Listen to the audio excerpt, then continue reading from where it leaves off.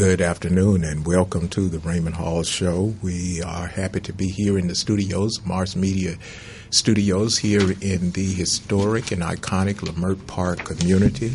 I am here with co-host Errecca Flynn Walker, which is always a pleasure, and she is definitely a person about town. So, good afternoon, everyone. Welcome to the Raymond Hall Show service where we have a different conversation. Okay.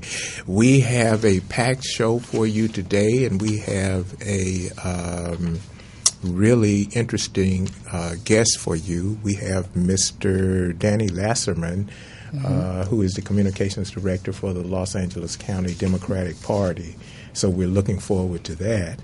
And what do you have trending? What's going on in the community? What's trending right now is new. This is out of Sacramento Watch. New elections law faces skepticism. Mm-hmm. Sacramento, a new statewide poll shows widespread voter opposition to a California law that allows counties to close polling places and instead rely on absentee ballots and a limited number of multi-purpose election centers.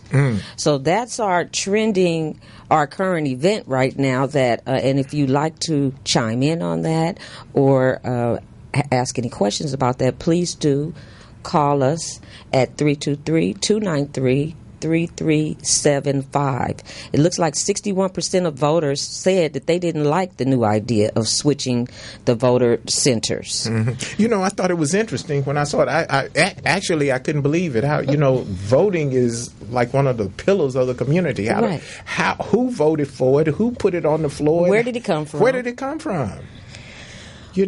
Well, something. It pretty much says here that according to the poll released on Tuesday by UC Davis, California's Civic Engagement Project, voters are not intentionally receptive to vote centers.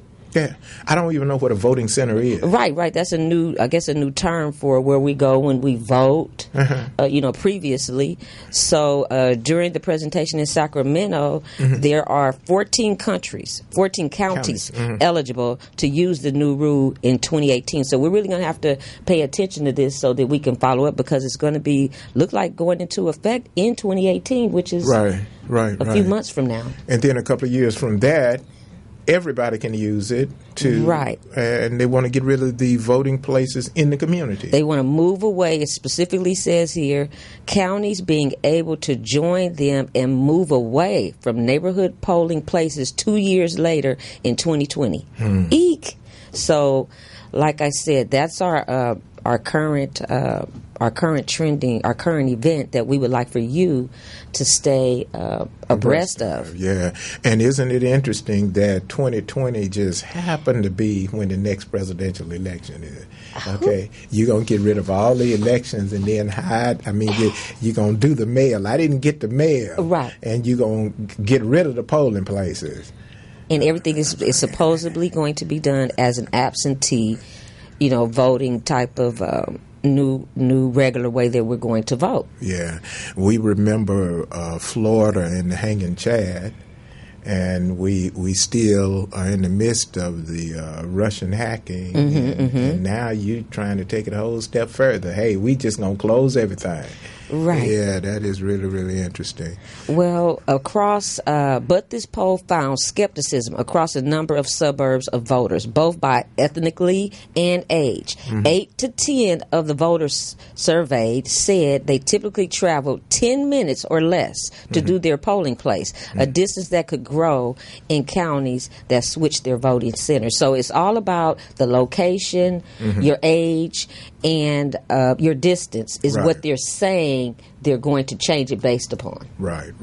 This article was found in the Los Angeles Times under the section called the Sacramento Watch. Okay. And it was authored by John Myers. Okay. So we have to say that and give Mr. Myers credit for bringing that information to our attention. That's important because, the elder community and not just the elders, one of the things that I do is when I get my book, I look to see where I'm supposed to go and vote. Okay. Right, because it can't change. But I found that was the most interesting part. You get to go to the voting station that you choose, which is in your neighborhood. You probably see your neighbors. Right. You can take your grandkids, which is what I do. Right. And then we get the little sticker. We get the sticker. So that means we're not going to get the sticker anymore? What does that mean? They say I voted.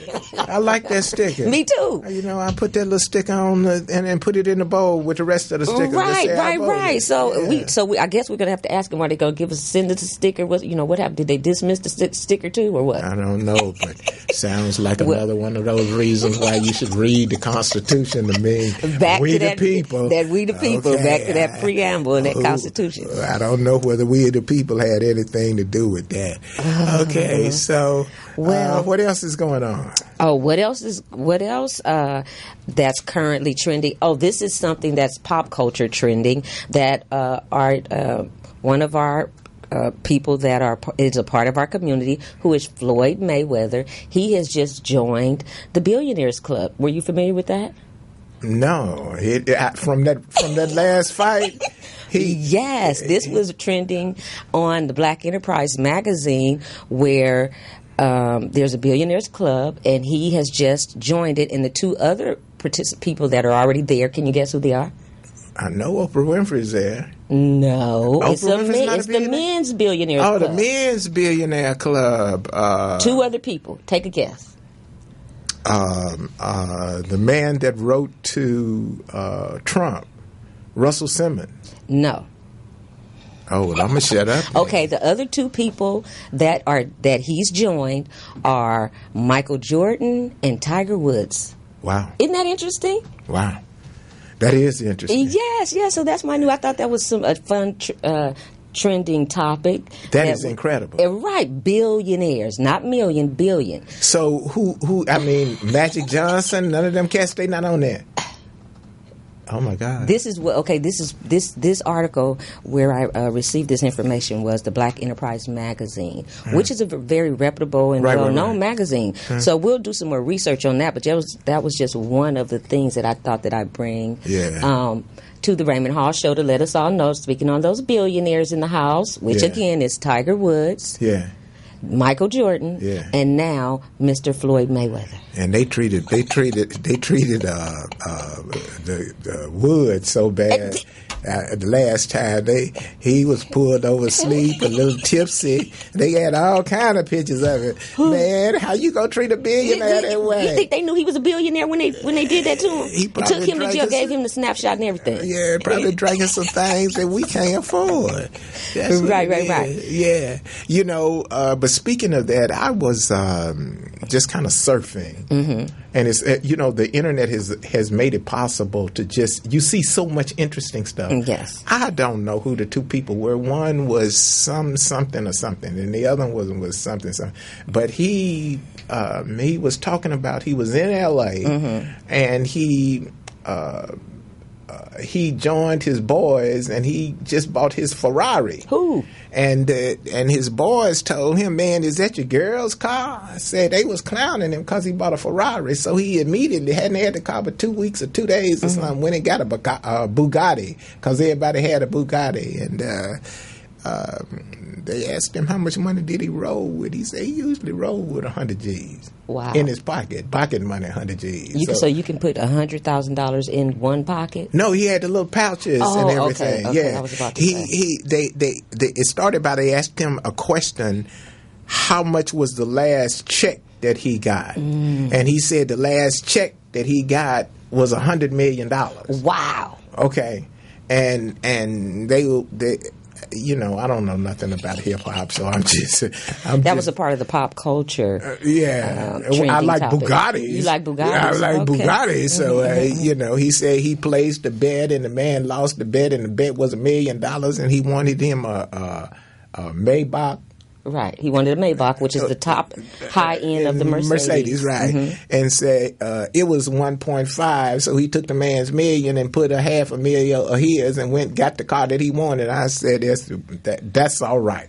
Okay. Well, you know what? God bless their hearts to be able to have that type of money to work with. That's what that's what I, one day hope that I would be able to say, I have that kind of money to be able to purchase a car. Yeah. One purchase. One of the things that I was paying attention to, I was absolutely elated because someone somewhere along the way had given service that allowed these young men to be, and it was some young ladies there too. Right.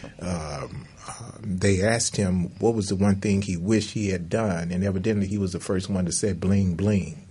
And he said he wished he had copyrighted bling bling. And I was just thinking about our show here that talks about service.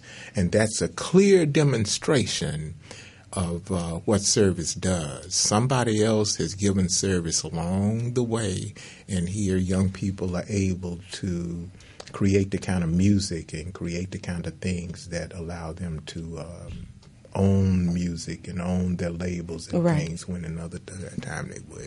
Which as far as economics is concerned it's inspiring and motivating to know that these, there are people that are economically solid that can make certain choices based on the choices that they've made to be put in that position. Yeah.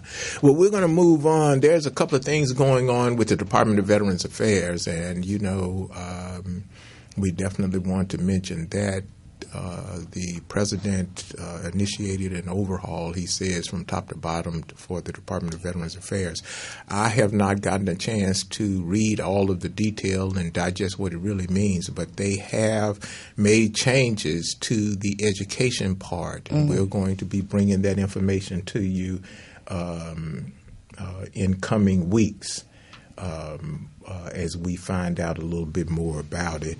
And here's some information that was handed to me. I don't know. I haven't vetted it, and I guess I should want to vet it, but the source that it was handed me to is pretty credible, so I'm going to go ahead and just let you know it. On September the 20th from 6:30, financial management workshops for veterans.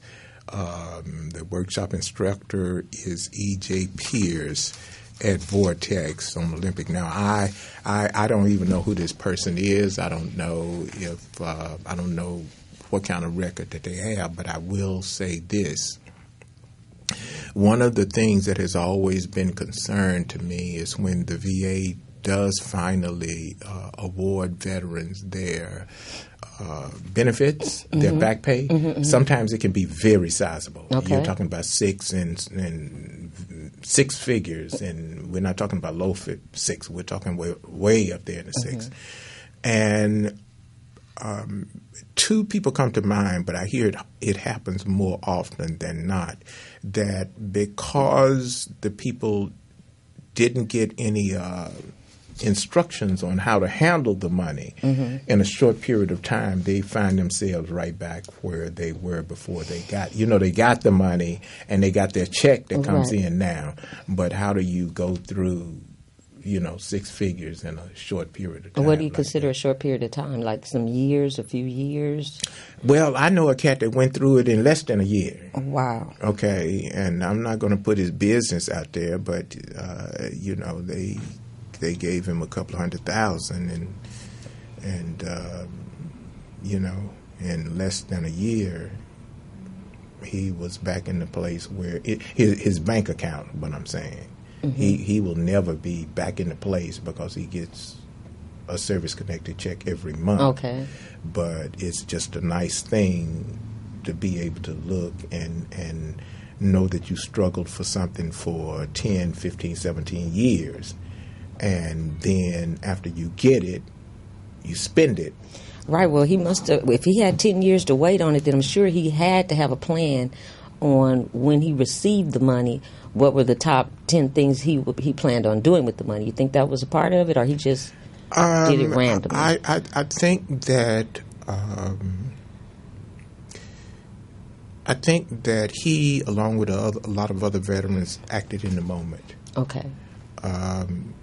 I've tried working with a lot of veterans when I know that their benefits are about to be deposited in their bank account, to simply say, before it gets deposited in your bank account, think about what you're going to do. Right. Think about what you need to do and what you want to do and those kind of things. So you find a lot of friends when they know that money is coming. But they say the same thing applies to the people that win the lottery, because they have whole stories. That's true. Basically that say that people that win all this money, somehow if they don't have some type of financial services representative, that they may end up back where they were. Right. So what we have to do is, be hopeful that when someone is waiting for the money, when they get the money, good thing is to have a plan for the money. Yeah. Well, anyway, like I said, I don't know anything about this particular workshop, not at all, and I want to make that very clear because I'm very careful when it comes to referring people, especially veterans, to financial workshops and those kind of things. Okay, very good. Well, thanks for that information. Okay, we're going to be taking a caller right now, and we'd like to... Hello? Hi. Hi, how are you doing, Mr. Danny Leserman? Yeah, I'm fantastic. Thank you very much. All right, Danny, good afternoon, and this is Raymond Hall, and you're here with Errecca Flynn Walker and myself, and we want to thank you again for coming to the show. Thanks for having me, Raymond and Errecca. Okay. We want to give you just a little bit of information about Mr. Leserman. He, first of all, on such a short notice, he agreed to be with us today, and I was so elated. I was actually calling about something else, and we wound up talking about the show, so I owe him a double thanks. Yes, thank you so much. Yes. No problem. Born and raised in Los Angeles and a descendant of Eastern European Jews who fled the Nazis. We've heard a little too much about them still being around. But Danny has chosen a life of service to causes that deserve our attention. That's all of our attention. It's what we were talking about, service. It's in his record, a life of service, that deserve our attention and that affect people in unfathomable ways. Born to a father who is an engineer for a water district and mother who is a public high school teacher, Danny decided on a path of service and advocacy for his career. Sounds good. Mr. Danny's been very busy. Mr. Danny Leserman is the Director of Communications for the Los Angeles County Democratic Party. He has been working in the Democratic Party as far as activism since he began his professional career upon graduating from the University of California, Riverside, where he studied economics and applied physics. Okay. Danny, thank you again, and we want to open up the mic to you so you can greet us all and share with us what's on your heart and on your mind right now. Well, thank you so much, Raymond and Errecca. One of the important things I wanted to talk about today was the decision by the President and his administration to end the D.A.C.A program, the Deferred Action for Childhood Arrivals. Right. As you probably already know, it was a program instated by former President Barack Obama to ensure that children who were brought here illegally have the opportunity to stay. They had no choice in the matter of whether or not they were going to come to America. And in almost every instance, America is the only home that they know. Right.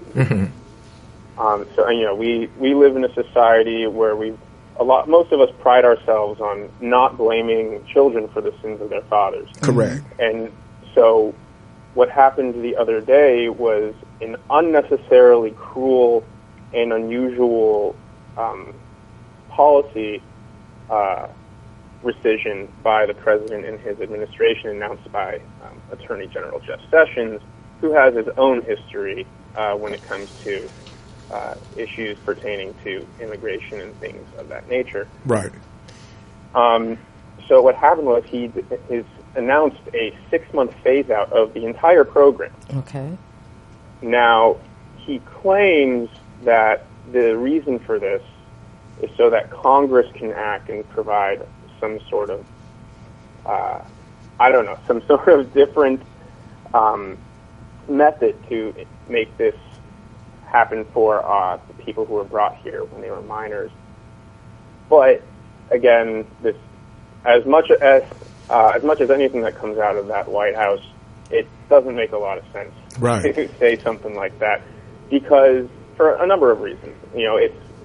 It doesn't require funding from the budget. It's a completely self-funded program that gets all its money just from the application fees that these dreamers pay to be D.A.C.A eligible. Okay. And so, there's no evidence at all that the D.A.C.A recipients commit any crimes. In fact, one of the prerequisites is that they cannot be criminals. They cannot have committed crimes in almost any capacity in order to even be eligible. Mm-hmm. And almost all economists actually say that this program has benefited the U.S. economy. It's increased labor force participation. It's increased wages all around, but especially for migrant workers. Mm-hmm. And it's reduced the number of unauthorized immigrants living in poverty. Mm-hmm. So there have been almost no detriments to this program and so many positive outcomes that have positively impacted all of us. When the economy does well, we all do well. That's correct. And when everyone is participating and has a job and takes home a good living wage, everybody does better. Mm-hmm. Mm-hmm. And so what I wanted to say to all the listeners out there right now is that, especially if they are dreamers themselves, that especially if they're in California, that first of all, do not worry, do not panic. We are fighting on your behalf. Almost every representative up and down the state at any level, from the highest federal position in California all the way down to dog catcher, has your back. Okay. And we are fighting tirelessly to ensure that it will be able to stay here and live within the means that they have been living under this program. Okay. I wanted to ask you a question, Mr. Leserman. Well, I wanted to follow up on something that you said, which is pretty much 100% of the people that are connected or have filed an application, 100% of them have no criminal records. 91% of them are gainfully employed. And the D.A.C.A participants are saving people in Houston, there, and D.A.C.A participants are everywhere in our lives. It's approximately 800,000 of them. So I think that the numbers speak for themselves. With 91% of gainfully employment, that's really excellent. And that's absolutely correct. And actually, absolutely, and actually, the other 9% are simply still in school. Right. I mean, these are some phenomenal numbers that we could probably use to apply in some other places. Well, the problem here is not the success of the program. Okay. The problem is number 45. Ay. Okay. And, Danny, let me say this, that we here at the Raymond Hall Show, we are aligning ourselves with the Los Angeles County Democratic Party's energies and efforts to stand with you all, everyone that's standing against this thing. So anything that we can do here on the broadcast, just let us know, and we are going to stand with this.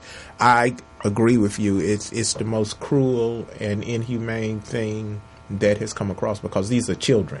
Right. And then is there also some information concerning if they were to have it their way, what would happen to this 800,000 people? What is there a plan there? They just going to say you have to leave, or do they give any follow up on the initial decision to stop it within 6 months? They're here illegally. Unfortunately, the the worst that they could do is the worst thing that you might be able to imagine, is that they would actually put together some sort of task force or some sort of group, and they would actually actively seek out and deport these people who were originally here undocumentedly and then here legally under DACA, and now not so much so. But I would not dwell on that. Okay.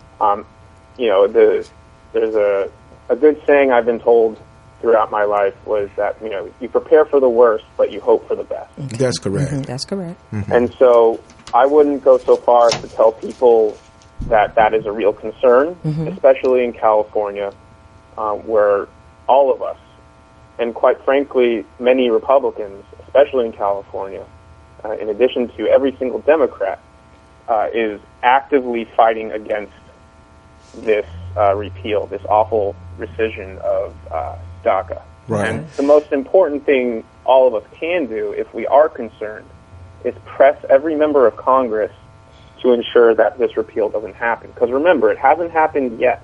It's being phased out over the next 6 months. We keep hearing different things. What the White House floated was that they did this to push Congress to come up with a more cohesive program. That was the way they floated it through the Attorney General. Now, what does cohesive program mean? What is it that they're looking to do if they're not just looking to, strip the bill? Well, there are any number of ways for a president to get Congress to push forward legislation, and a president that wanted to work with the Congress and had any room to work with Congress would be able to do so without ripping apart the rights of human beings, children. You're right. And so, what he tried to do, the way he explains it, and the way the Attorney General explains it, is that they want to push for some sort of solution to occur within the budget. However, this was an executive order that was completely self-funded. So they did not have to phase out the program in order to get Congress to do something because it was completely separate. Okay. You could push Congress to push forth meaningful legislation, and then once that happens, once they have something in place to ensure that DACA recipients will receive the care and rights that they deserve and that they have under DACA, then you can phase that out and have them under whatever plan Congress would put forth. Instead, and what makes this unnecessarily cruel for conservatives and Democrats alike is that they're trying to strip away the rights of these children first, and then get Congress to act on it. Okay. All right. Well, we're going to take a short break, and then we're going to be right back with you. Can you stay with us, Mr. Leserman? Yes, he's going to be with us for a while. Sure, I'll stick around. Okay, thanks a lot. We're going to take a short break, and I'd like to say at the Raymond Hall Show service, A Different Conversation, you can follow us on Facebook, Twitter, or Instagram at theraymondhallshow.com. Also, we are streaming on a podcast at theraymondhallshow.com. We'll be right back. Yes. When we come back, we're going to be talking to Mr. Leserman about health care, and we're going to talk a little bit about Charlottesville as well. We want to touch on those things. So we're going to take a quick break, and we'll be right back.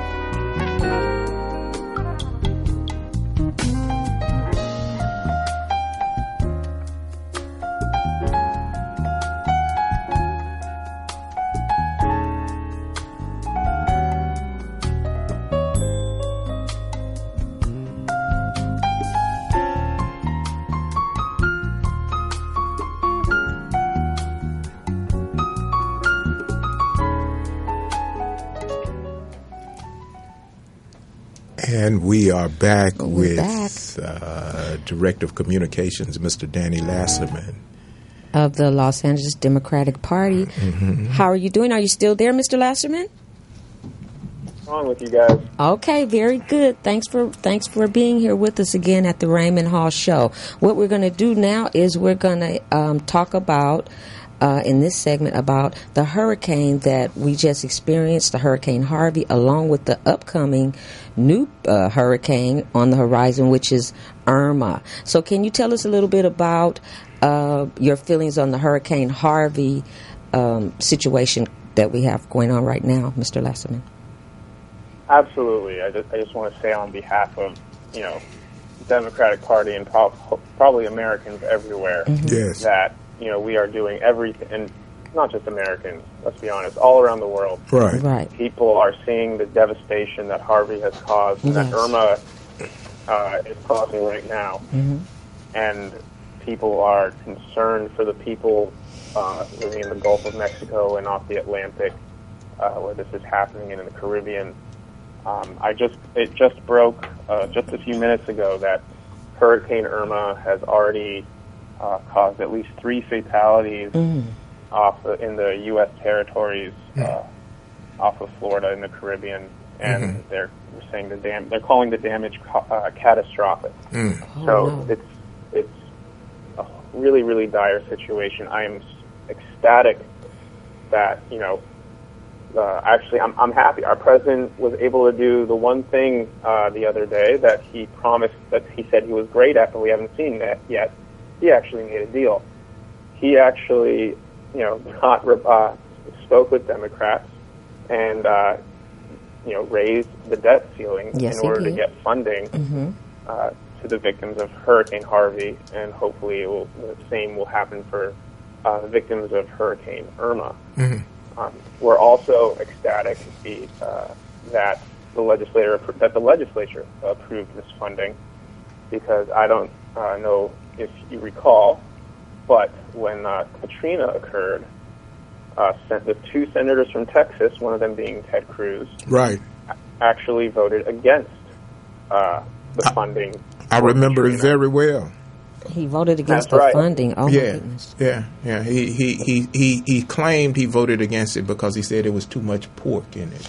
Tell us about the fact that there was something put in place there was something that our president had put in place for flood control, for something about the flood control, or a bill that was already in place that the current president repealed, or he did not sign. Several days before the Hurricane Harvey arrived on the coastline.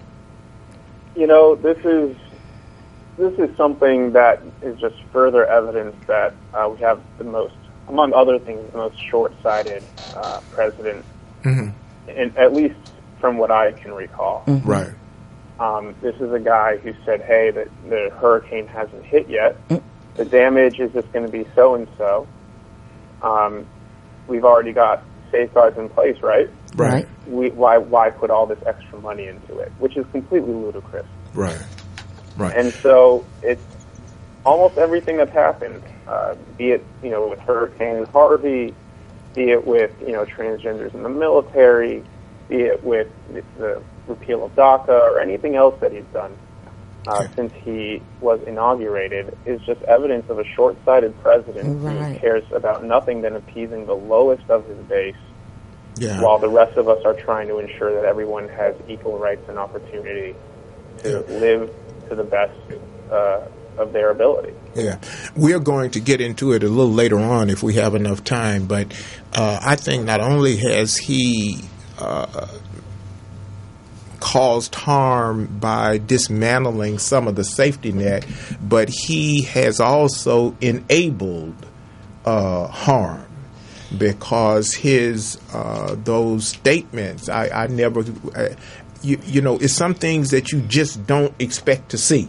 Right. And someone running for president and people of color coming to his rally and then getting assaulted, and then he says, well, I'll pay the bill for you to get out of jail. It's just, you know, I heard someone say that they were hoping for the best, but they were quickly losing. But we have to keep hope alive. We can't just say, well, the way I look at it is, if he gets everything he wants, then what does that look like for me and for the rest of we the people? If you rescind everything and you pull everything back and your agenda is moved forward, then what does that look like for me? So I have to still be hopeful and have a positive outlook in spite of everything. But I can say that the fact that the hurricane came on the shores a few days after he did it made him have to see himself. Right. Well, Danny, this is new for you, but everybody knows that I'm one of those slow Southern. I can call myself a boy at 65, but I'm gonna tell you, it's a funny thing. It's I remember college days. Mm-hmm. And, you know, you're so busy, you don't go to the wash house, because back then, the wash house is at the other end of the dorm thing. Mm-hmm. And I messed around, and I had one pair of underwear in the drawer, and the only reason it was there because it was too tight. Sometimes you got to be reminded. Yes, of that's things. That's what I believe. He was reminded. He was reminded by with that bill being so close and him rescinding it or not signing it, and then 7-10 days later you have this hurricane. You can't do anything but just look at yourself and say, well, you're right. You're absolutely right about that. I think it's a good thing that this, not it's a good thing that it happened, but the way it happened, because you just pay attention to, you know, the way things are showing themselves right now. So we're gonna stay. Well, look, let me get to this. You're right for it to happen, but that wasn't what I was talking about. What were you talking about? What I was talking about is that we went to sleep. Mm-hmm. The reason that he's at 1600, we went to sleep. We didn't keep going down to the wash house and making sure we was doing the laundry. We just went to sleep. So now, as Danny and I was talking, for the next 4 years, that's why you and I are here, service. For those who didn't listen to some of the earlier program, we did a show on We the People. We the People, yes. And in order to form a more perfect union.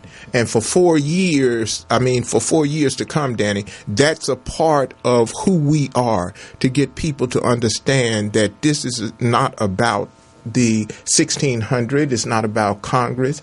It's about we the people coming together. They're together. supposed to be in service to us. Exactly. Right. So I know that was a kind of long way to come about it.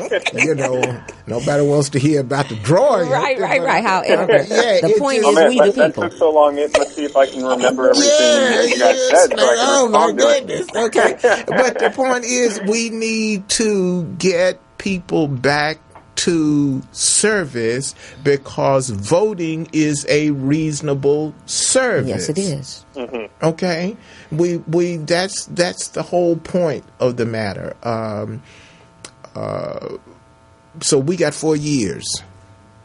Okay, maybe, Paul. You know what? Hopefully, at most, we have 4 years. True. Provided no certain legal actions are taken to make it any shorter. Well, we'll keep praying for that one. I know. Okay. Well, right. in response to what I'm going to try and quickly respond to a couple of things. When earlier when you said, I agree with you when you talked about how Trump has, made it okay for certain kinds of speech, awful kinds of speech, and awful actions regarding that speech to occur, I would go even further. I would say that he has emboldened the people and those feelings and given them a stage, given them a soapbox, made it okay for the people to be violent and be hateful, and be discriminatory, you know, and so it's an awful time when, you know, we have to look people in the eye and seriously try to convince them that white nationalists and Nazis are bad people because our president is, you know, saying that they're just as bad as the people who are fighting against them. Right. You know, I didn't understand that at all. I just didn't understand how he could draw that analogy. Nobody understands. Yeah, that what we saw in history from the Nazis and is just horrific. What people endured, and I respectfully say to you that our hearts is with the times of those that are before us, and those that served and met horrific ends to their lives at Mad Men. And I'll tell you the truth, I thought that this thing was put to bed back in the 60s. I really did. Oh, really? Yeah. I mean, I thought that there was a few of them somewhere around. I didn't know they was running around in uniforms and no. Okay. I thought we all got the message after 1945. Yeah, that's what I'm saying. That's why I was trying to with respect, talk about the millions of people that lost their lives at the hands of those madmen. I mean, it's hard even after 70 years to look at all of those human beings to be treated that way, and then here's this thing is still around. Yeah, right. And it started with just that one person, and but it was the people that he had around him also, and that's very important, you know. So we have to really pay attention to our history, like you said, Mr. Sessions. You mentioned his name when we first started the interview, and then several other people that are part of the cabinet of Mr. Trump have questionable agendas. So those things together with Mr. Trump brings us to where we are now. So, you know, what do you suggest that is something that we can do, a course of action moving forward, Mr. Leserman? Well, before I mention that, I want when Mr. Hall mentioned that this has been over 70 years since, you know, that war occurred. I would also add that it's been 150 years since, you know, the Civil War occurred. Yes. Right. And so if 70 years is a ridiculous amount of time to still be following these evil people, 150 years to still be commemorating traitors to the Union and murderers and treasonous actions. And absolutely, you know, people who actively fought against the United States, right, and fought on behalf of awful ideals of slavery and supremacy. That would be that's just as strange to me. It is, to be honest with you. It's in response to it. It's difficult because we're not really prepared. Well, we weren't really prepared to have to, you know, defend ourselves idealistically against Nazis and white supremacists. It's absurd that we have to do that. Right. So no one was prepared to have to do that. Right. And, you know, the normal safeguards have always been there. You know, we learn in schools and about this sort of stuff, and we're taught early on that no one is supposed to be better than anyone else. Correct. By virtue of their birth or the color of their skin or anything like that. And so it's been it's been a tricky time figuring out exactly what the most effective way to deal with this is, especially when the guy with the loudest microphone on the planet is saying that they're just as bad as the people who are against them. Yeah. Well, I have one thing in mind, and this is why truly Mrs. Walker sometimes just suffer with me, because I can get on one, I know, in a minute. This transplant allowed me to see something, this heart transplant. I'm not required to do everything, but I am required to do something. Right. Mm-hmm. And Mr. Leserman, what you and the Los Angeles County Democratic Party do, you all are at the forefront, and we are here to help carry that message. Right. We are here to help on a weekly basis, or even because we're streaming live, we are carrying that message. So when someone raises up with that foolishness, that was what was so important about the preamble. Right. It didn't say to form a perfect, it says to form a more perfect. Because we know it's not going to be perfect. It's not going to be perfect. But we would like tranquility. We would like to be blessed. We would like to feel safe. Right. The same things that are mentioned in that preamble. Right. So if a person were to read the preamble to the Constitution, and the Constitution, the First Amendment, I mean, say something about the Second Amendment. Boy, you say something about the Second Amendment, folk come up out of the emergency room on ventilators. Don't you touch my gun.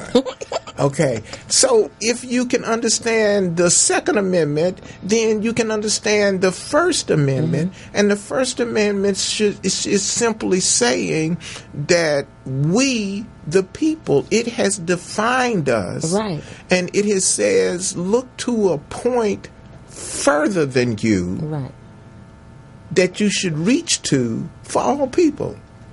And someone that's just stuck in their great-great-grandfather's day, I just don't have a lot of sympathy for that. I don't have to distort truth, to be insultive. I just lost something when I saw that man run over that woman with that car. It angered me. It did a lot of things to me, because, as I've said before, I don't have the right to be happy, but I do have the right to live. Right. Absolutely. Okay.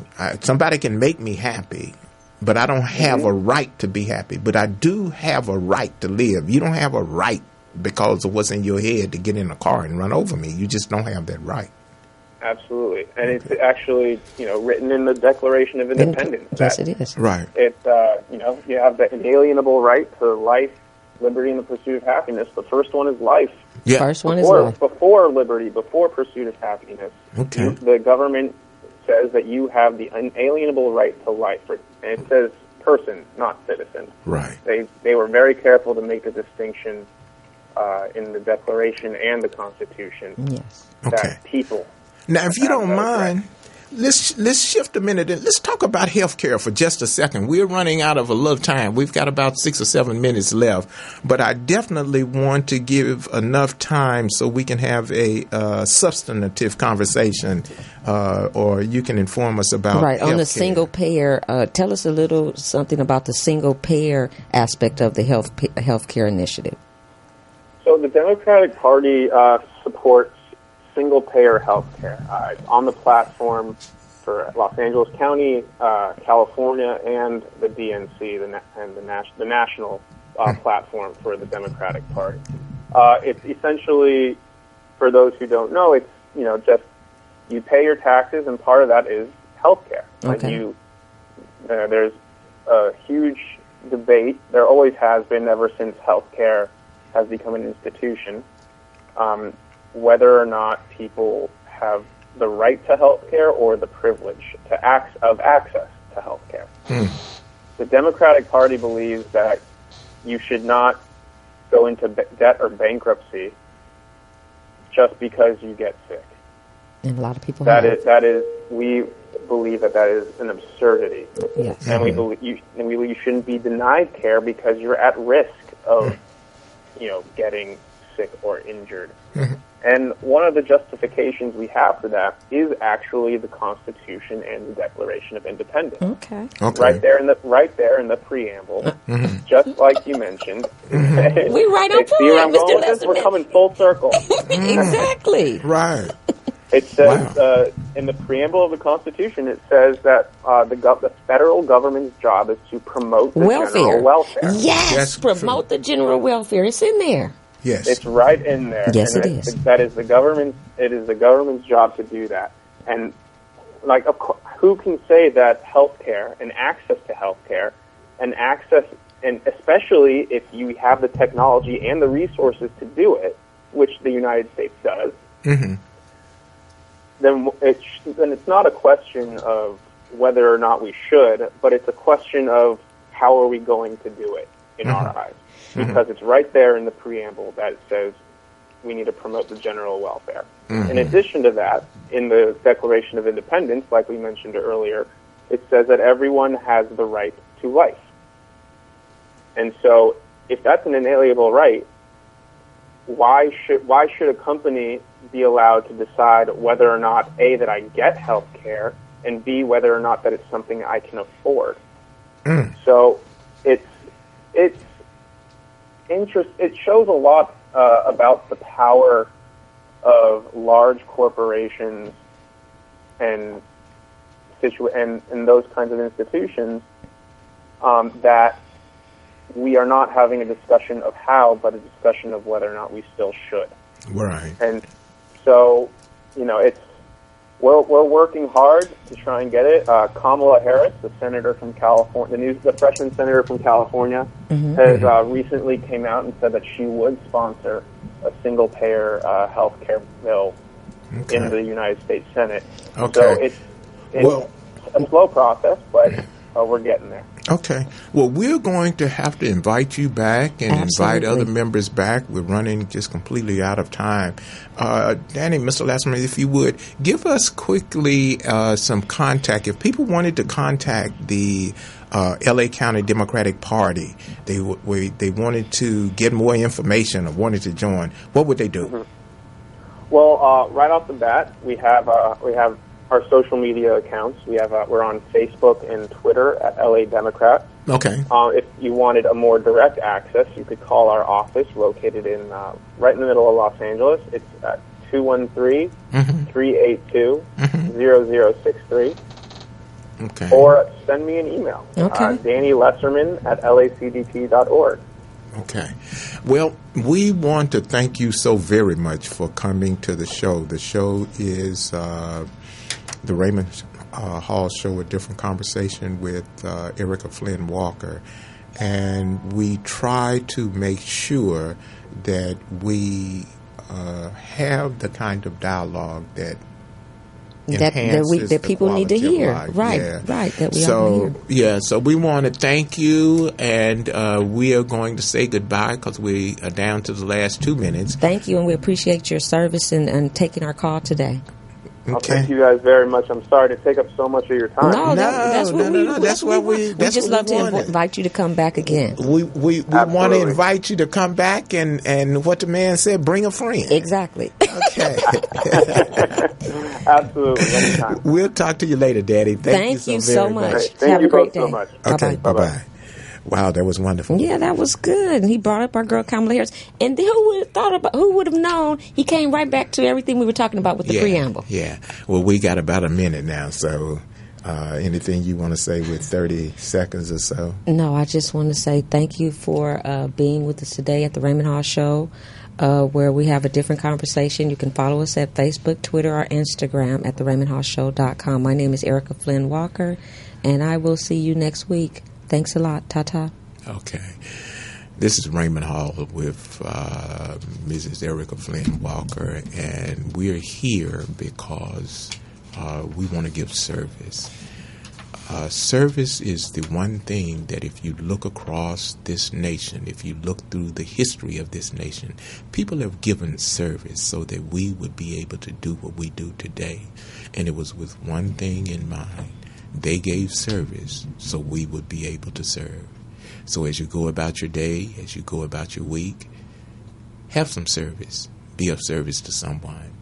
And as you be of service to someone else, both the person you be of service to and you will be blessed. This is Raymond Hall with the Raymond Hall Show with Errecca Flynn Walker, and we are going to say until next time. Ta-ta. See you next week. Facebook, Twitter, Instagram, and SoundCloud at TheRaymondHallShow.com. Bye.